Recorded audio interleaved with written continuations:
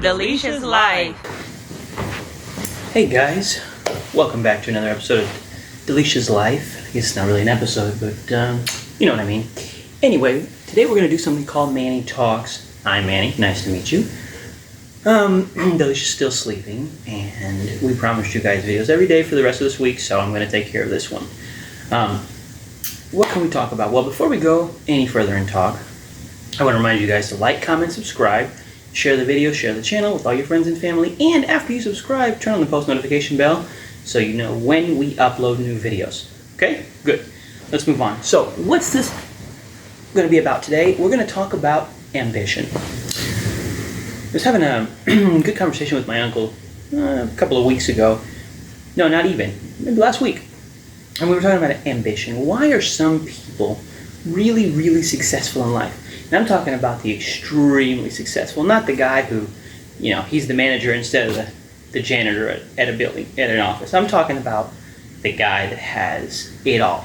He's got planes, he's got a plane in his name, he's got multiple houses, he's just living off of his wealth. It's insane. Okay, well, so we were talking, my uncle owns a business down in Argentina, and he's been relatively successful, but he's not been as successful as he would have liked.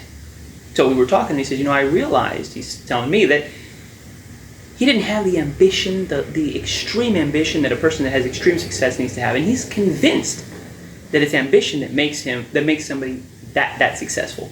It's not luck. I think luck plays a little bit of a role, but I think that the level of ambition, the extent of your ambition is something. Definitely, and that's the main thing. For example, we were saying that some people who have that extreme ambition, they have different brains. They have some wiring, an extra wire that connects two folds of their brain that the rest of us don't have. And also, for example, I was telling him, let's think about when you cross a street. You and I look to see if cars are coming. If traffic is coming, we stop.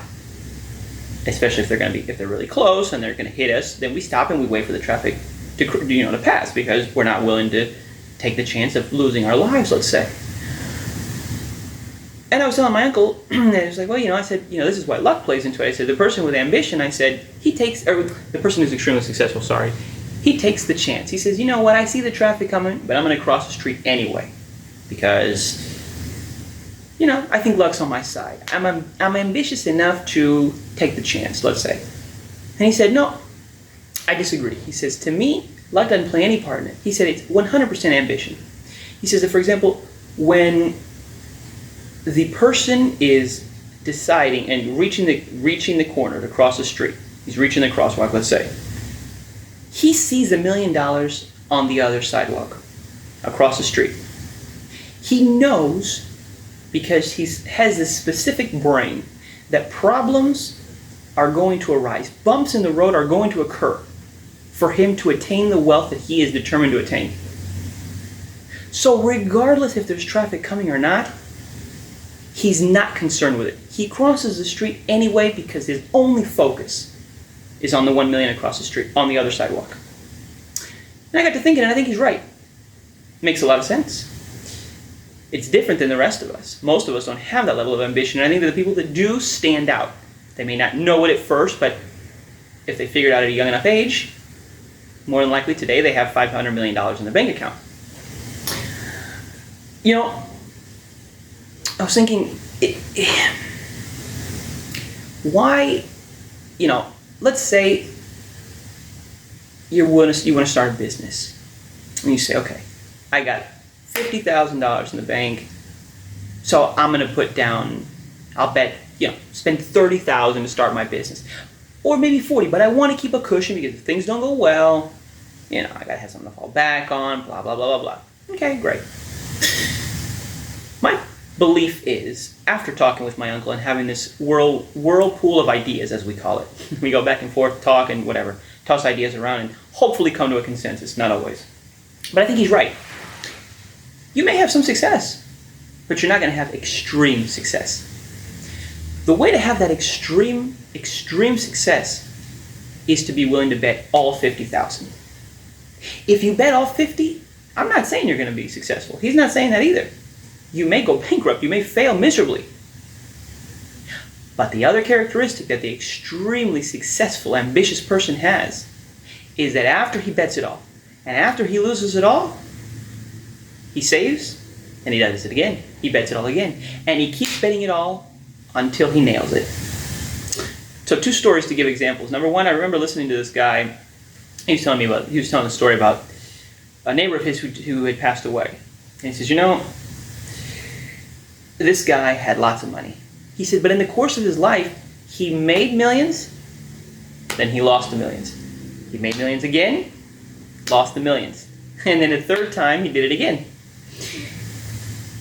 And every time that he lost it, because he made bad bets, right, bad wagers, with his business choices, with etc., it was easier and easier each time to remake that million because he already figured out the formula. He knew how it worked, he knew how to do it, etc. That's story number 1, and I think that that's very interesting. Most of us aren't willing to. We think, hey, if we make $1 million and then we lose it, oh my God, my life is over. If I win the lottery and I win $500 million, and then I lose it all, my life is over. I'm back to being poor. I'm back to whatever. Okay, fine. I will say, when it comes to the lottery part, yeah, because you're not developing your human capital. If you get the money by luck because you bet on the lottery, more than likely you're not going to make that money again if you waste it all because you don't know how you did it in the first place. You didn't really do anything. You didn't learn anything, right?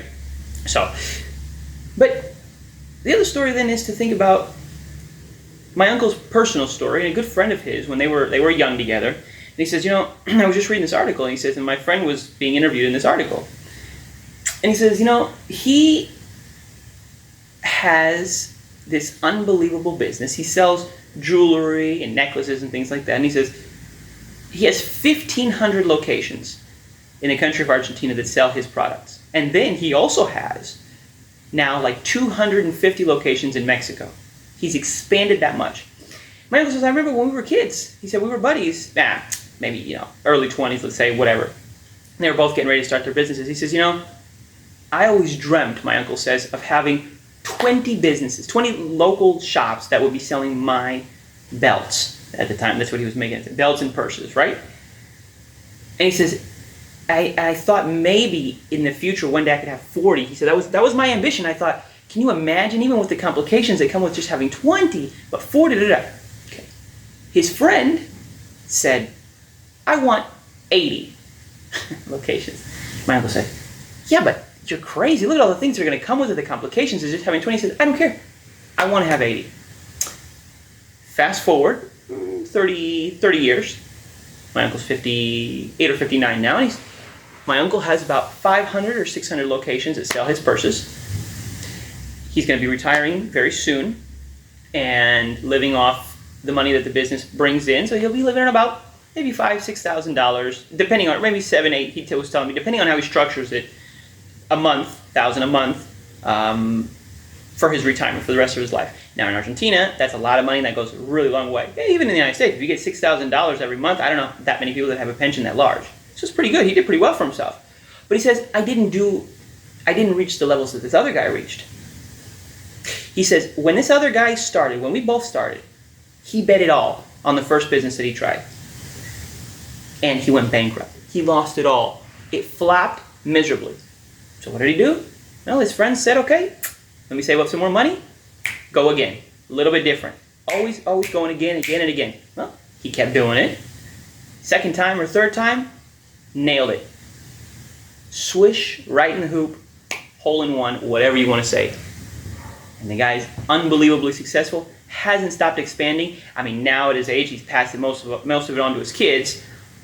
But in the course of that, and even during the course of that explosion of his business, when it finally worked out, he then tried other ventures too. Well, let me expand into this, try this. A lot of them failed miserably. But the point is, it's that special thing that you have, that those people have, that allows them to bet everything without mental breaks stopping them, automatically coming on and saying, think about this a little bit more. And instead of thinking that they don't have those breaks or they don't have whatever, my uncle's point is, it's not that they don't have that, it's that they have something else. They have an extra little wire in their brain. They have an extra fold. They have an extra something. Well, very interesting. But I guess I talk about this because I'm going to be 30 in 4 months. And, you know, I'm starting to look at life, and I know who I am. I can't be this unbelievably ambitious person or have this extra cable in my brain. I have what I have. But I know my limitations. I know who, etc. I think part of it is also knowing who you are. You have to know which category you fall into. You have to accept that reality and then take a step forward based on that, right? You think about some people who, there's always something to be said about right place, right time. I do think that is part of it. But if you're born into a family of Hollywood actors, okay, life's going to be a lot easier for you if you want to get into the acting business. But does that mean that an unbelievably ambitious person who grew up in Omaha, Nebraska, let's say, and knows nothing about Hollywood, can't even tell you where Hollywood is in relation to Malibu, let's say, is that to say that they can't attain that success if they're ambitious enough? I don't think so. I think they can. I'm convinced that they can. I guess this is just kind of a Manny Talks episode. We may do more if you guys are interested, or I may do more if you guys are interested. But I wanted to just kind of express this because it's something I've been thinking about lately, and I'd love to hear your comments and your thoughts. And if you think I'm wrong, which is perfectly acceptable, I'd like to know why. Let's start a whirlpool of ideas here too, right? If somebody isn't successful, but a person that they know is successful, and they both came from the same place, let's say, most people will blame the other person or fault the other person. Oh, they stole, or they had luck, oh, somebody helped them along the way, as opposed to faulting themselves, criticizing themselves. And that level of introspection is necessary if you want to be extremely successful. Going back to what we were saying, if you bet it all on, let's say, starting a jewelry business that sells 3 types of necklaces, and it fails. You save up again, and you then go again, bet it all again, to start a jewelry business that sells 3 types of necklaces. If you keep doing the same thing over and over again, it's going to keep failing, more than likely. You have to make adjustments. You have to be introspective. You have to say, listen, this is where I screwed up, this is where I can do better, etc., etc. So, I'd love to hear you guys' thoughts, your comments. Let's talk it out. Let's have an interesting discussion. We can always make another video. Tomorrow, just to give you a preview, Dalesha is going to be uploading her clothing haul, I guess it would be. No, it's more of a try-on video. I think she's going to be trying on the clothes that she purchased. She showed you guys the other day from American Eagle, and letting you guys see those. And I think she may also go through the closet and show you guys some other things and try some outfits. We'll see. That's her deal. She knows more about that than I do. Next week, as a reminder, we will be starting to upload twice a week, as we said, Mondays and Thursdays, and 5 p.m. instead of 3 p.m. We want to give you guys quality content. Nothing, no fillers, no anything like that. This weekend, we're going to be going to St. Louis, and we're going to be having a good time and just, whatever. So look for that next week. We will be giving you guys a nice video of our weekend down in St. Louis and the fun, whatever we do, and all that. So that should be kind of exciting, something different, and give you guys something entertaining. 2 blind people in the city a size of 300 and something thousand is a little bit different than 2 blind people in the city of 120,000. So should give you guys something to look forward to. So one more time, remember what I said earlier. Like, comment, subscribe.